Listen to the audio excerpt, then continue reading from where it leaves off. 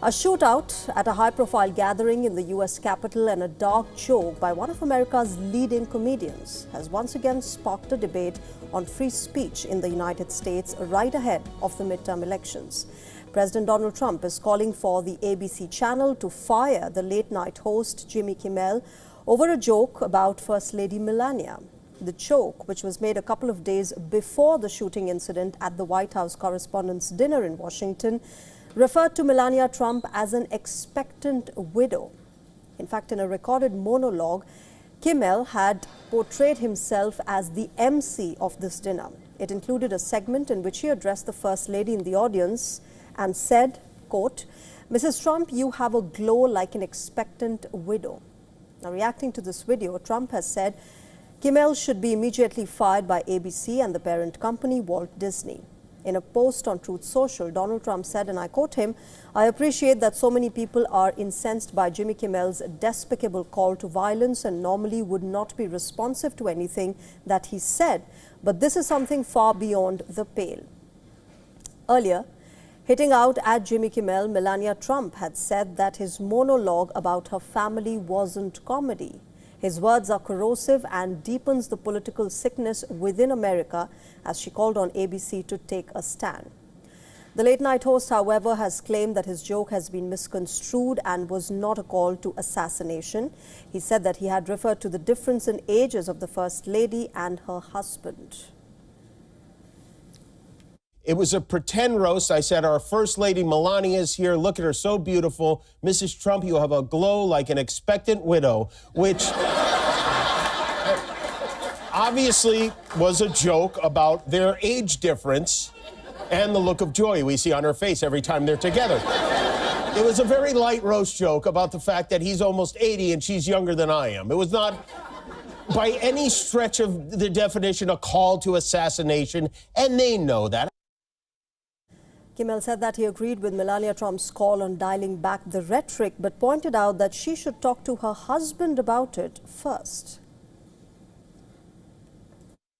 But I understand that the First Lady had a stressful experience over the weekend, and probably every weekend is pretty stressful in that house. And also, I agree that hateful and violent rhetoric is something we should reject.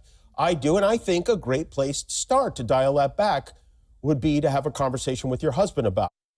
Remember, critics of Donald Trump have said that he has pushed all the barriers of presidential language during his tenure this time.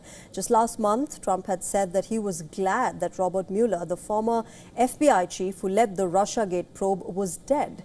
The media are a favorite target of Donald Trump as well. He's often berated female journalists, in fact, even calling one as piggy. The president had threatened to bomb Iran, saying that a whole civilization will die tonight, while also using the F word in many of his Truth Social posts. So Trump's latest criticism has set up a major free speech stress test. Jimmy Kimmel has been seen at the No Kings protest as well, that are being organized across America against the current administration, particularly, of course, Donald Trump. But this controversy has once again shifted the focus on free speech and the ongoing conflict between pro-Trump and anti-Trump Americans. As America moves towards its November midterm elections, the question is, who would prevail?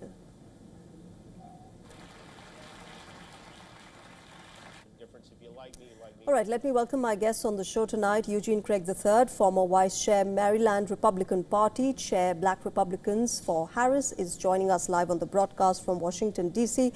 Eugene, welcome to WION. I don't want to get into this debate of what's a right joke and what's a wrong joke, but I want to understand from you that this is not the first time that Jimmy Kimmel has made jokes about Donald Trump or the administration. In fact, not just him, there are several other comedians who have made such remarks and jokes against the administration, whether it's Seth Meyers or Stephen Colbert. They all lean towards one particular ideology. But does this humor translate into influencing voters at all? I don't really think it translates to influencing voters. What's going to influence voters is that Americans are paying $4 and $4 plus for a gallon of regular gas. What's going to influence voters is that inflation is through the roof right now. What's going to influence voters is this needless war in Iran. At this point in time, it's baked into the calculus that the president's going to say something crazy on Truth Social, and that the comedians are going to say something crazy about the president. But I don't think that's going to have any, if either of those things have any effect on voters and how they vote come in the midterm election in November.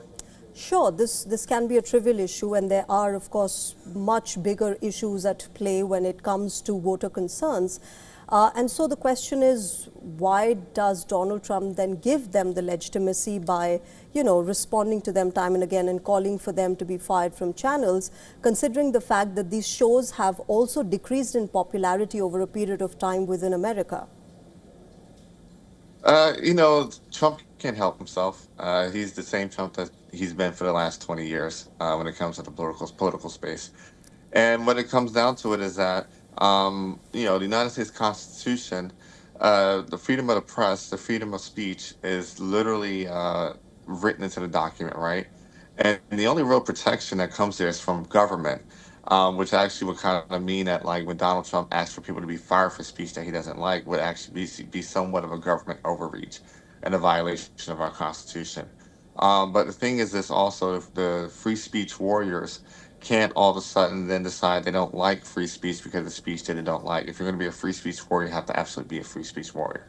Which is what I was coming to. This entire free speech debate also has divided Americans between those who are pro-Trump and, support one kind of speech, and those who are anti-Trump, who criticize Trump for the kind of words that he uses, and of course his MAGA supporters. And therefore, what do you think it's, reflecting of, or who do you think would prevail, at least in the midterms? Because obviously, this is a larger debate, if not one particular specific issue.